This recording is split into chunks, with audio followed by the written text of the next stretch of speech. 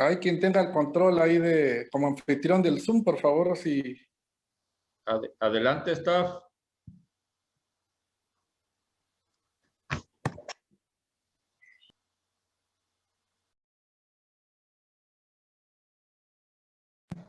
Me parece una señal que dice no puede iniciar su video. Aquí iniciar mi video, por favor. Muy buenas tardes a todos. Me da mucho gusto participar en este evento del 34º aniversario de nuestro Colegio de Ingenieros Mecánicos Eléctricos del Estado de Tabasco. Agradezco la invitación ahí del comité directivo. Y en esta ocasión vamos a hablar algo del sistema eléctrico mexicano, del sistema eléctrico nacional. Estoy compartiendo ahí pantalla. Les voy a pedir ahí un poquito de paciencia. Estoy ahorita en el Istmo de Tehuantepec y mi internet seguramente no es el que yo desearía, pero creo que será suficiente para platicar en esta tarde sobre el sector eléctrico mexicano, complejidades y retos.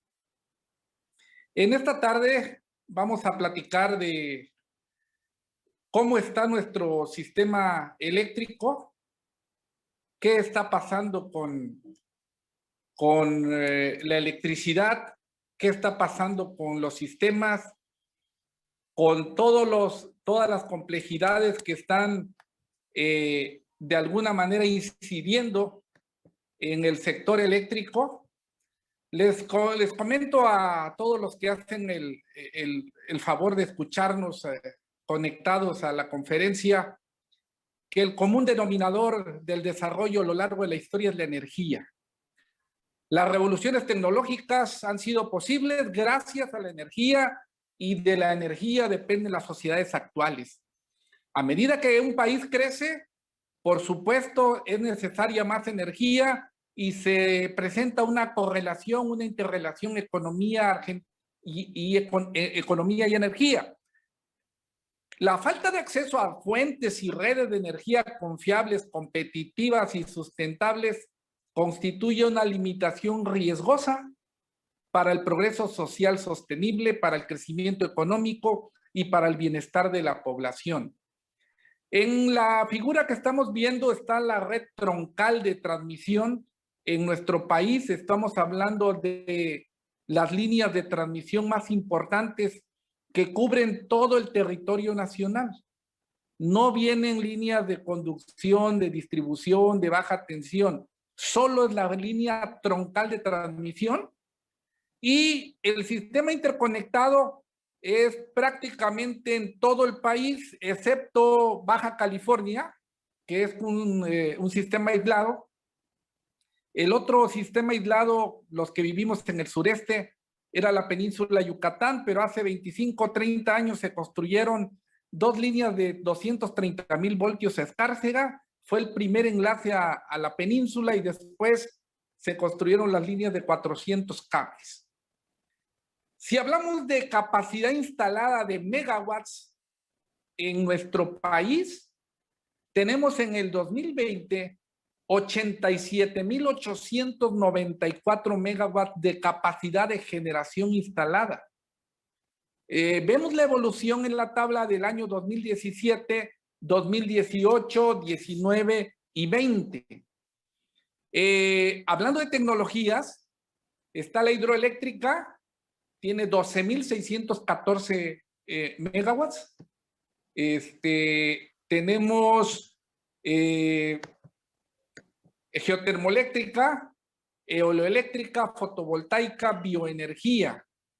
La suma de energía limpia renovable, ahora energía limpia no renovable está la nucleoeléctrica, la cogeneración eficiente. Al día de hoy tenemos 30,828 megawatts de capacidad instalada de generación de energía limpia que representa aproximadamente el 35%.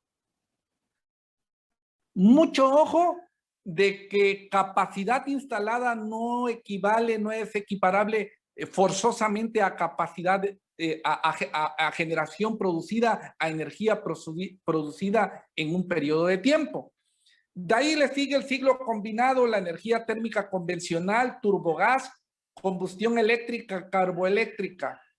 De comentario, pensando en voz alta, instalar un megawatt de generación en este momento, tipo llave en mano, anda alrededor de entre 2 y 3 millones de dólares.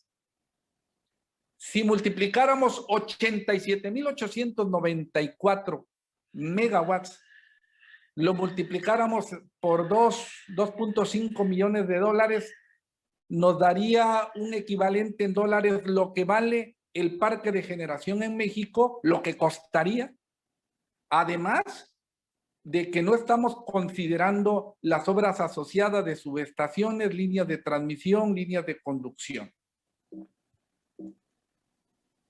Seguimos con las estadísticas de la infraestructura que tenemos en México. Si me permiten, tenemos la capacidad instalada de CFE vía productores internos y independientes externos, energía de privados y energía de Pemex. De la capacidad instalada, 44,831 son de CFE, 16,689 de productores independientes de energía que le venden a CFE. Del sector privado tenemos 25,454 y de Pemex 921 megawatts a lo largo de todo el país. De la capacidad instalada, vemos ahí el tema de porcentajes. 30% es de privados, 1% de Pemex y lo demás es de parte de la Comisión Federal de Electricidad. ¿Cuál es lo más representativo a nivel de generación? Aquí tenemos el ciclo combinado con 39.5%, una gráfica tipo pastel. Le sigue la térmica convencional con 13.80. Está la hidroeléctrica tiene 14.7. La eólica o eoloeléctrica 8.1. La fotovoltaica ya representa en este momento 6.7%. Pero mucho ojo, la capacidad instalada no necesariamente significa la producción de energía en ese porcentaje. Y aquí lo voy a explicar. Estas gráficas muestran la evolución de la energía producida de 2017 a 2020 por tipo de tecnología. Y si nos vamos a 2020, en la gráfica anterior teníamos que el ciclo combinado, la capacidad instalada de generación era del 39%, pero en la producción real en 2020 estaban en el orden del 59.6%. Quiere decir, por deducción, que se restringieron la generación de otras tecnologías para darle preponderancia al ciclo combinado. ¿Cuál es la segunda generación después del ciclo combinado? Bueno, tenemos la cuestión de la hidroeléctrica, la generación eoeléctrica del 5.9%. Llama la atención que la fotovoltaica ya anda en 4.2%. Y esto es lo que se genera en nuestro país por tipo de tecnología.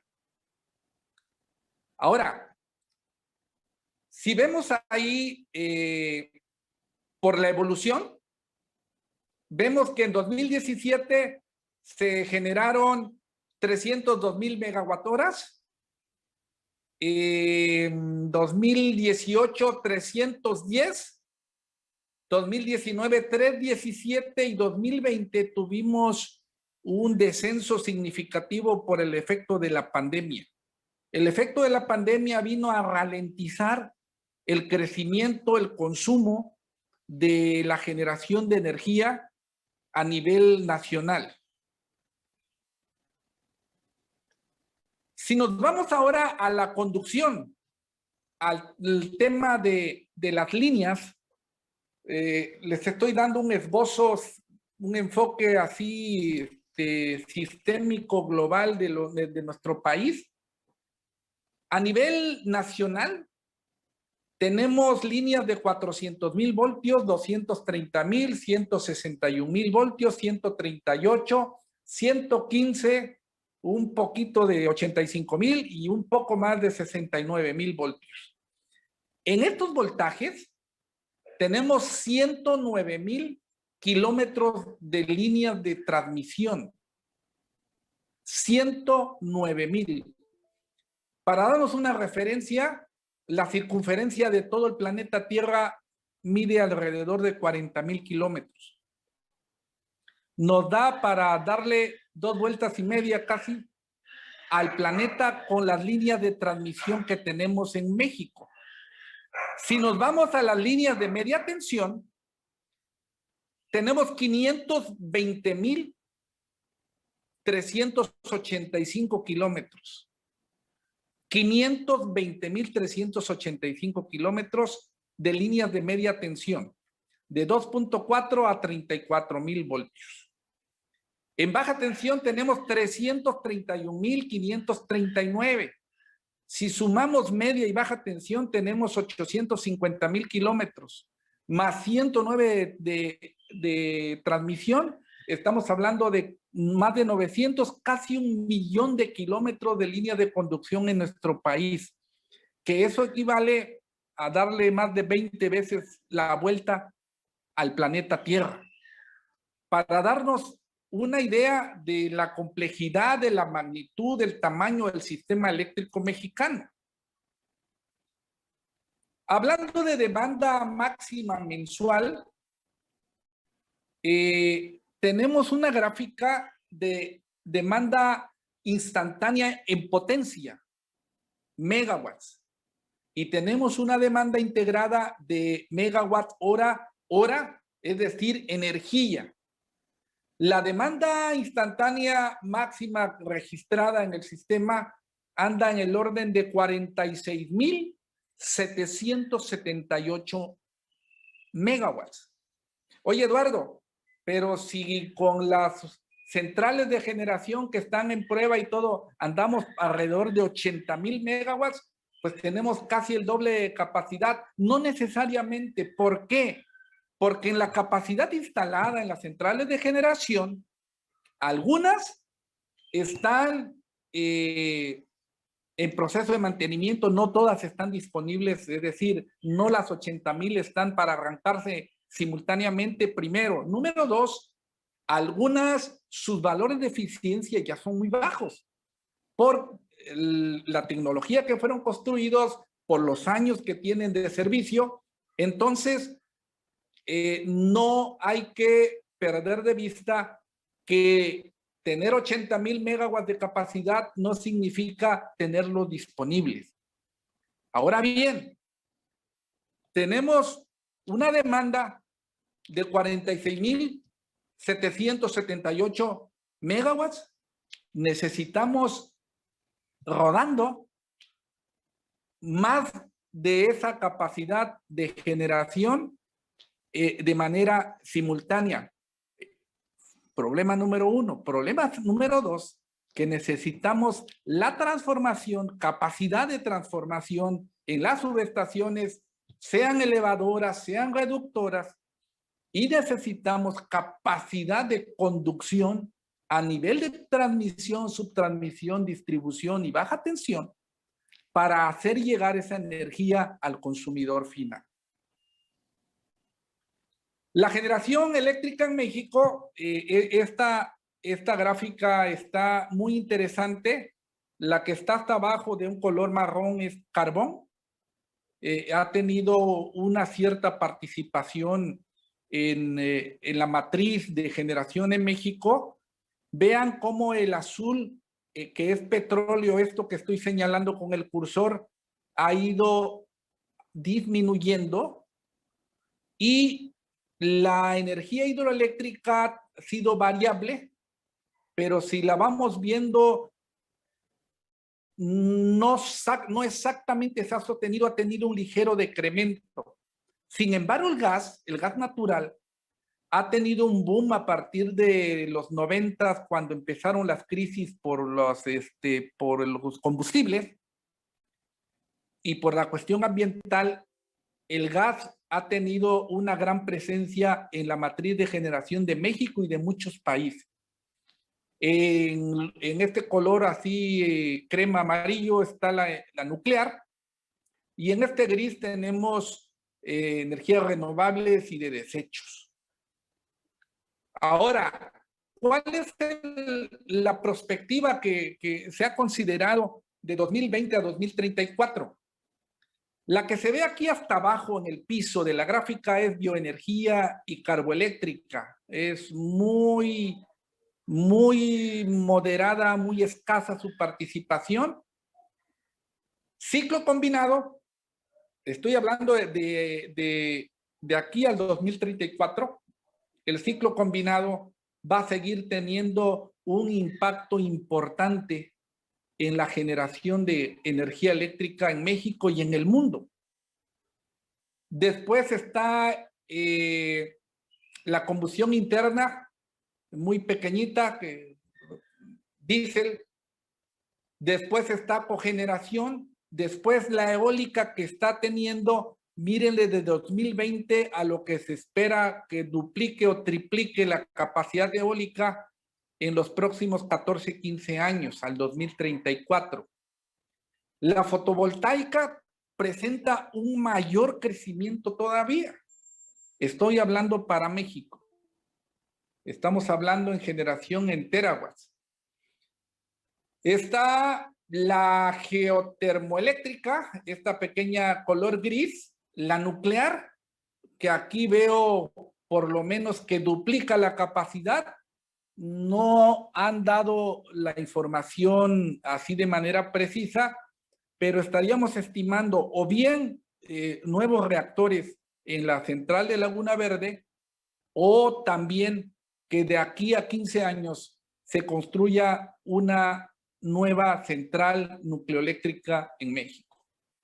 Después está la térmica convencional, la turbogás y finalmente la hidroeléctrica. Esta es la evolución de la matriz de generación en perspectiva a un futuro de 15 años.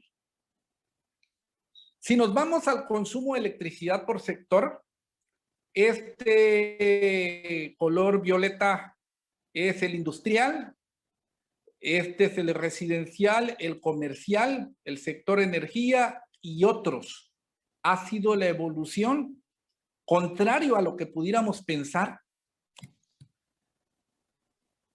El primer círculo, el de adentro, es 2020, el de afuera 2034.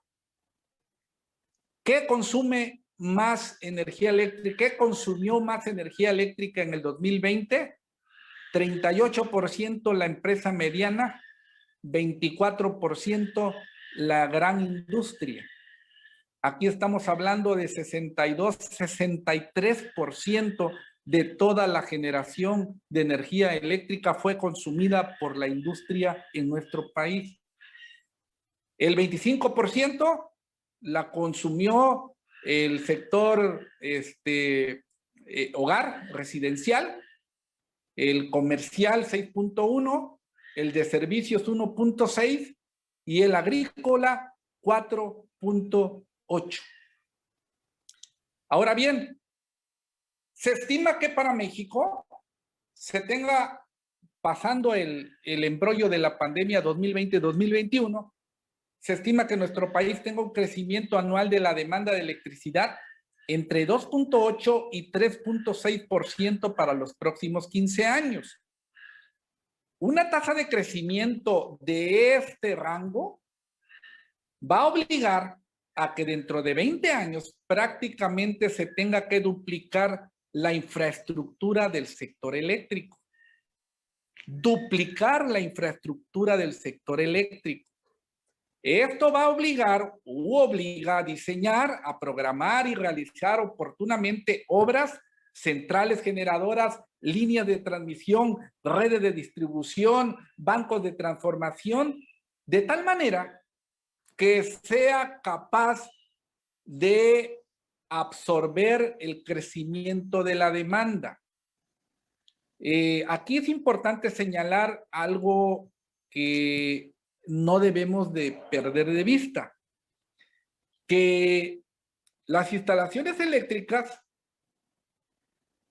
son complejas, pero tienen una gran bondad, que en el horizonte, aunque los combustibles fósiles vayan decreciendo, el consumo de energía eléctrica está garantizado, viéndolo como dicho de negocio.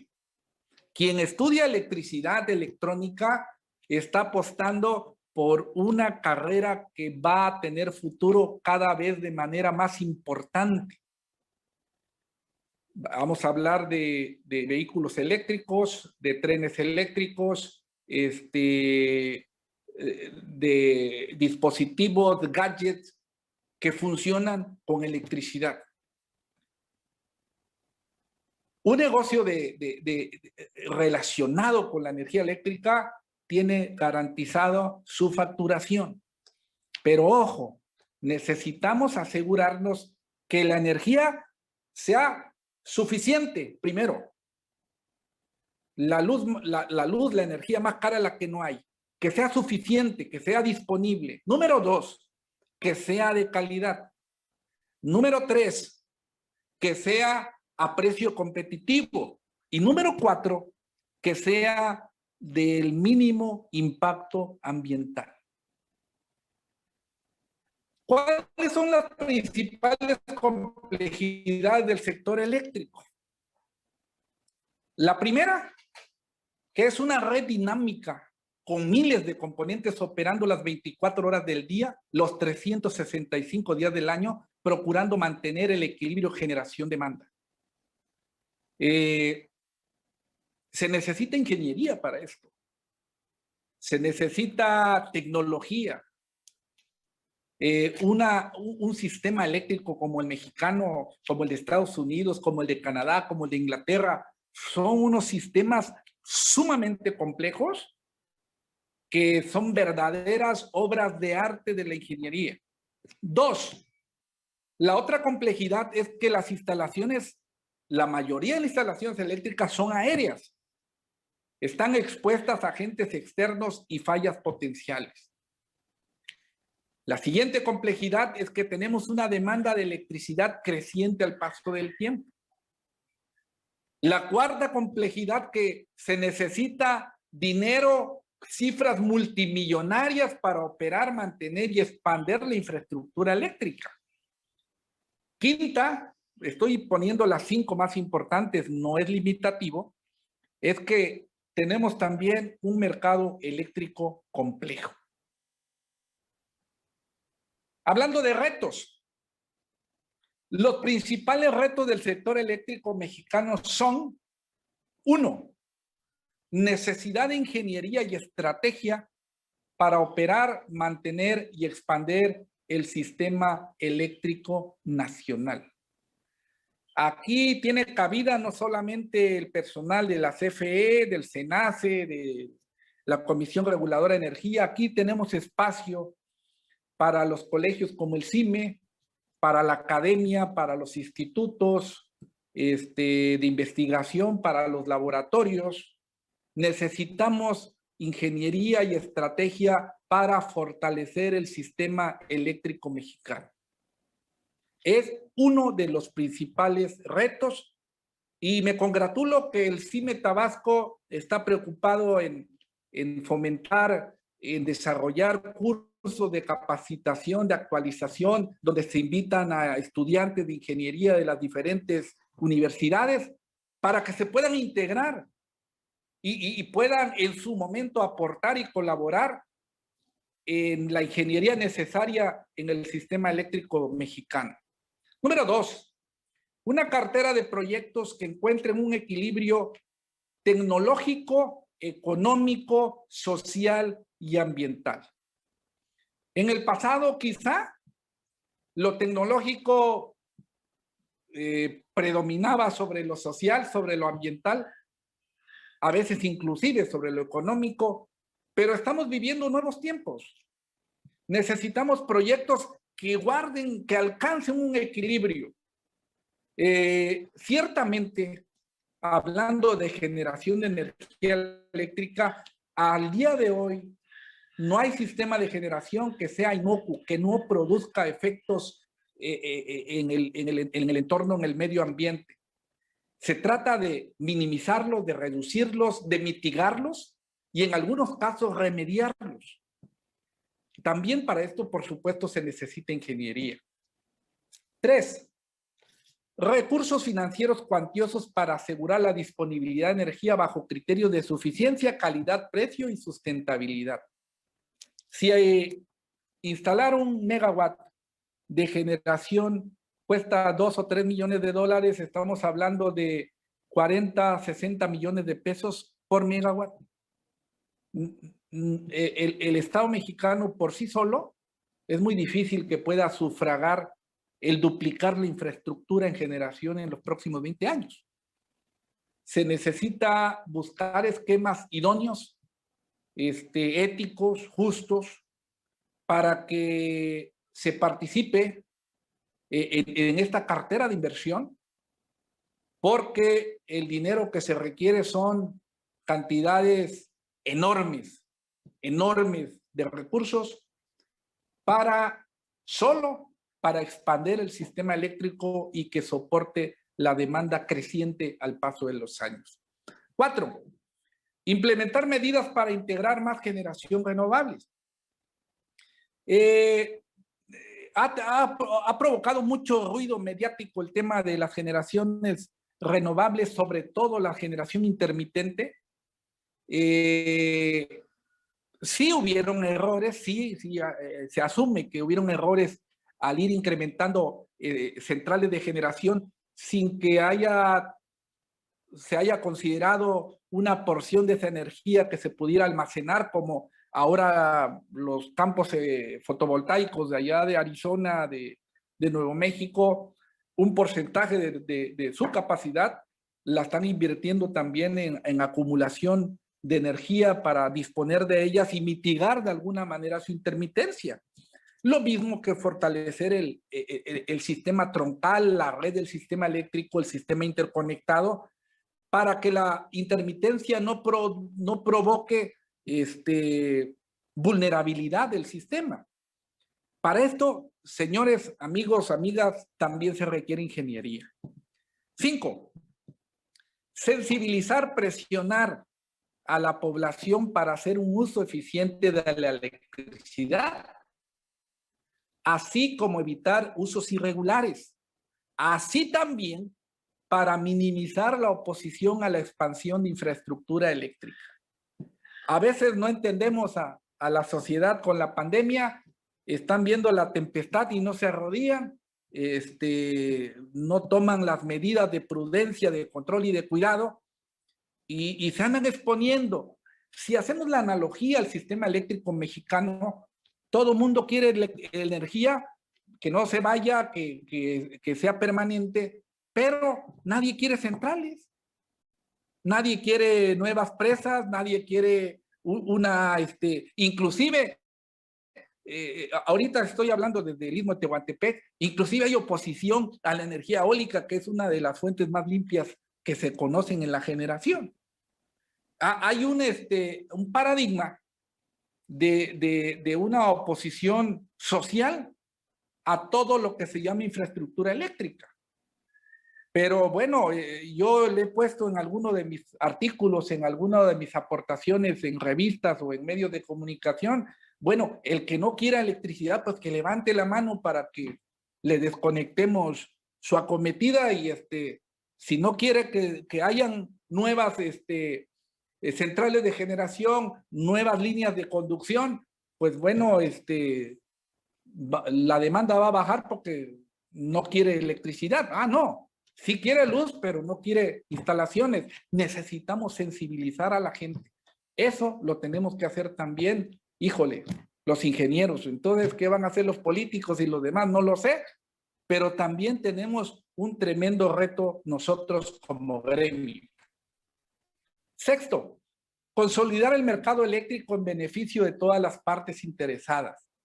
Necesitamos energía suficiente, con calidad, competitiva, a precios competitivos y minimizando el impacto al medio ambiente.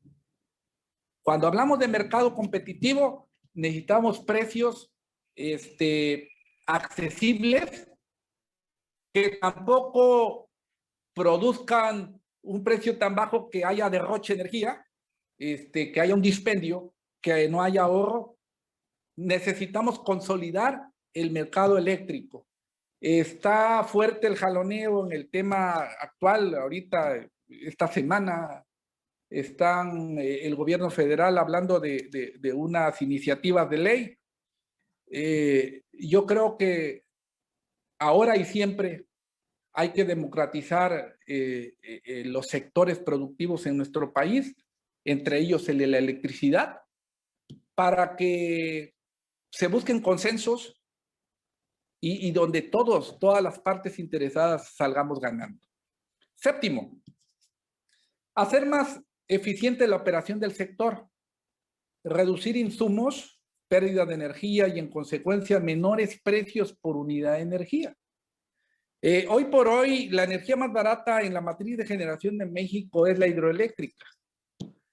El precio por unidad de energía es el más competitivo y ahí vamos, dependiendo del tipo de tecnología, tenemos que hacer más eficiente la operación del sector. La generación distribuida, hay que seguirla fomentando. La generación sea por celdas fotovoltaicas en las casas, en las industrias, en los ranchos, temas de innovadores como frenos regenerativos para vehículos tipo híbrido, que la energía, la inercia, la energía cinética la pueda transformar en energía eléctrica. Hay mucho por hacer en el sistema eléctrico mexicano. Octavo, consensuar acuerdos entre los actores del sector. Gobierno, iniciativa privada, organismos autónomos, academia, para implementar una real transición energética hacia un sector energético en México más seguro, eficiente y menos contaminante en beneficio de todos. Creo que la ingeniería no está peleada, no está en guerra con nadie. Mis aportaciones han sido en el contexto de que hay que quitarle el sesgo político, el sesgo polarizante, y veamos cómo la ingeniería puede ayudar a mejorar la calidad de vida de la población. En particular, en el tema de la energía eléctrica, nuestro gremio, el Colegio de Ingenieros Mecánicos Eléctricos, electricistas, tiene una responsabilidad ante la sociedad por pugnar en que el crecimiento, la utilización de la energía eléctrica sea acorde a las normas oficiales mexicanas, acorde al respeto al medio ambiente, acorde a la eficiencia, a la competitividad, y ojalá en el mediano y largo plazo esa maduración en la sociedad a nivel nacional se vaya dando para que de verdad podamos contar con una garantía de disponer de energía suficiente, con calidad, con buen precio y con mínimo impacto ambiental. Por obsequio de tiempo, he resumida mi participación. Mi interés es el de dar un esbozo general del sector eléctrico y cuánto de generación y cuánto se genera por tipo de tecnología y cuánto vale un megawatt y cuál es el crecimiento y cuál es la evolución y cuáles son los retos que tenemos. En estos retos, pues está el aspecto de la ingeniería, nuestros colegios, las universidades, los laboratorios, los centros de investigación. Hay mucho por hacer, hago votos, porque el CIME Tabasco y los demás colegios hermanos de otras entidades federativas puedan estar asumiendo ese rol protagónico en el mercado de energía eléctrica que hay en nuestro país. Quedo a sus órdenes por alguna duda, algún comentario, con mucho gusto lo platicamos. Doctor Olivares, muchas gracias, muchas gracias. En verdad, lo que usted dijo ahí dentro de los retos en el punto 5, nosotros como CIME, a propósito de las tarifas eléctricas de la tarifa 1F lograda para Tabasco, también hemos dicho que si bien es cierto que ya se logró para Tabasco la tarifa 1F, que es la más barata de las tarifas de CFE, debemos de concientizar a la población el no robo y el pago por el servicio que recibimos. Entonces, esa ya ha sido una bandera que estamos trayendo y que usted muy bien lo tomó ahí en su ponencia. Muchas gracias, maestro Olivares. Si alguno tiene alguna pregunta, con todo gusto. Sí, asiento. Yo tengo una pregunta. Adelante, Moisés Frey. A ver, Eduardo, mira, hablabas de todo la generación, lo que se espera generar hasta 2034, la infraestructura que va a haber en el 2034. Yo quisiera preguntarte, ¿toda esa infraestructura ocasiona un impacto ambiental? El costo de ese impacto ambiental, ¿cómo es regulado actualmente en el país? Si tienes los datos, o de qué manera lo regulan. Bueno, todos los proyectos hoy día, sean realizados por el sector público, por el sector privado, por ley, deben cumplir la manifestación de impacto ambiental, el MIA. Esa manifestación de impacto ambiental cuantifica el impacto adverso al entorno, que obliga a considerar la mitigación o bien la remediación. Entonces, aquí lo que conviene hacer o cuidar o vigilar en el tema de obras de infraestructura, estoy pensando que es cumplir la normatividad ambiental de manera muy estricta, ¿no? Nos conviene a todos. Hablando de obras eléctricas y obras no eléctricas.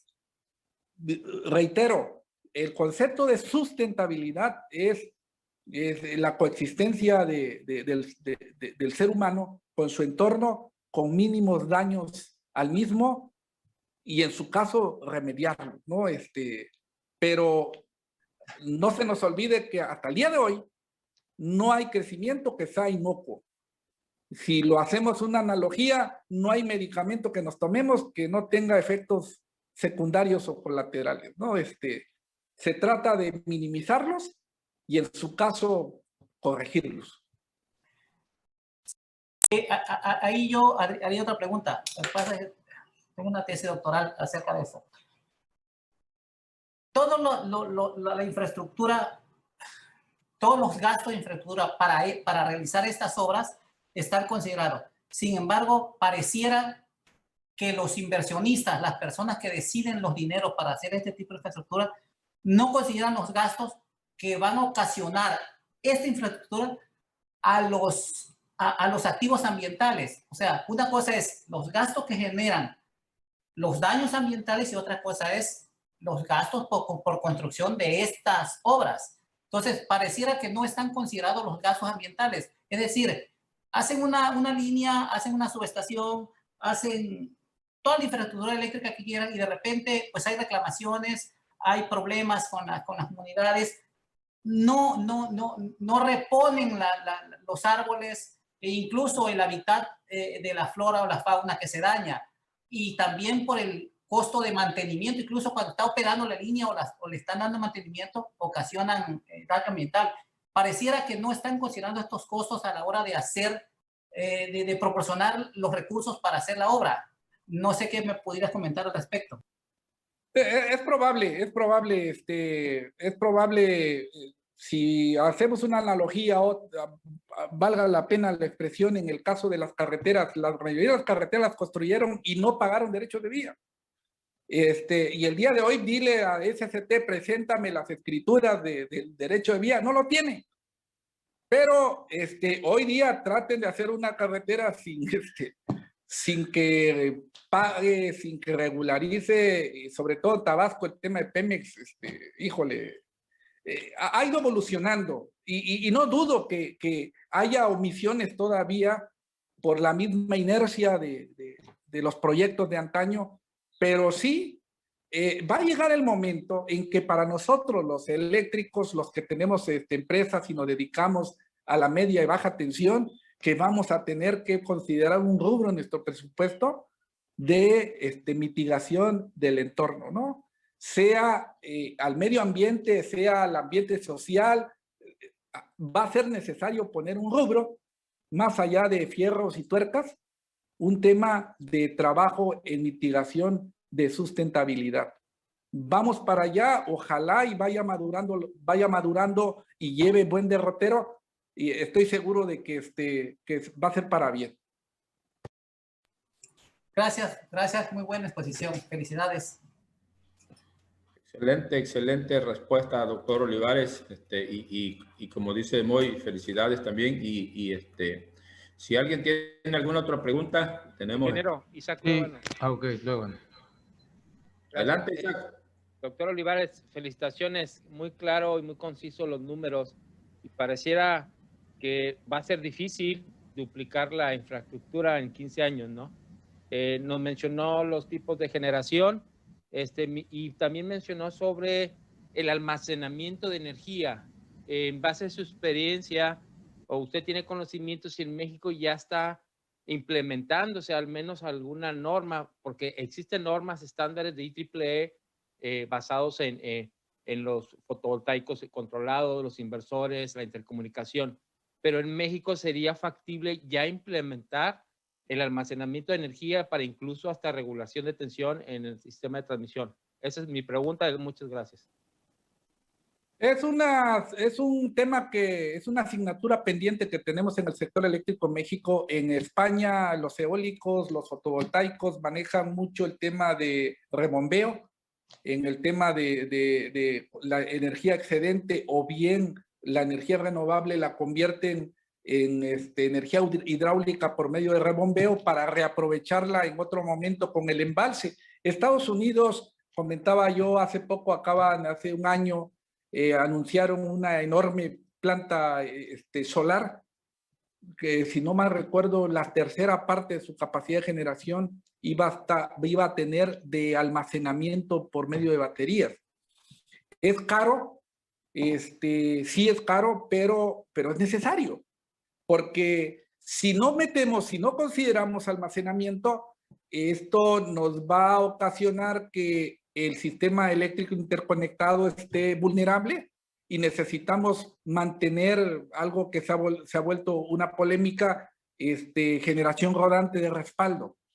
Es decir, si hay un disturbio, la capacidad de generación intermitente, el equivalente en carga en demanda, hay que botarla, hay que hacer un tiro de carga, porque no hay la capacidad del sistema intermitente para soportar un disturbio, una interrupción súbita.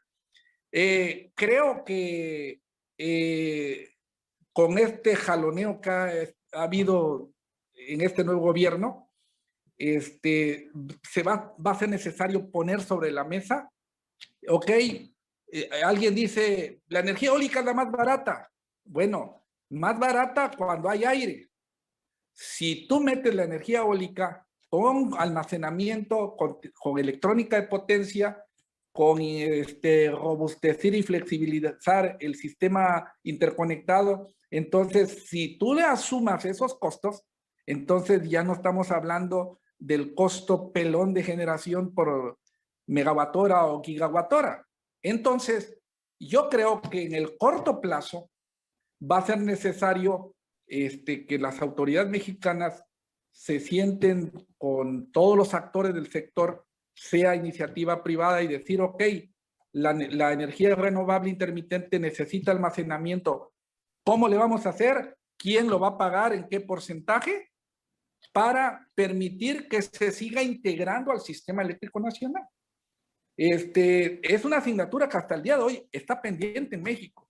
De memoria ahorita yo le podría decir que no conozco una central eólica o solar que tenga almacenamiento o que tenga, que haya invertido en la infraestructura para decir, ok, soy vulnerable, pero ya le invertí y me gané mi espacio y mi lugar en el sistema eléctrico para que yo opere las 24 horas del día o cuando haya viento y no me saquen de la jugada, ¿no? Entonces, es muy importante tu pregunta. Yo creo que en el corto plazo se van a empezar a ver directrices, lineamientos para permitir integrar